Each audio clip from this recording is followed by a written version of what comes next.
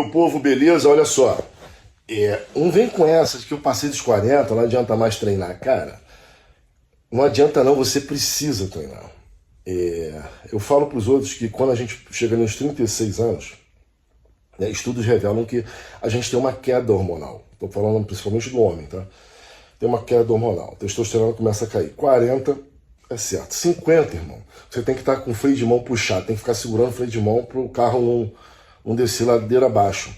Então você vai precisar de massa muscular para prevenir sarcopenia e por aí vai. Então não vem com essa que eu tenho 40, 50, 60, não. Vou fazer 50 anos agora. Então há a necessidade, é fundamental que você pratique atividade física.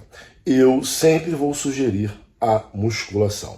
Mas se você não pode, faz ali um pilates, alguma coisa nesse sentido. Beleza? A diferença tá, procura um médico, você pode ter uma cardiopatia, alguma coisa nesse sentido, e pode acabar tendo um problema ali durante a prática do exercício.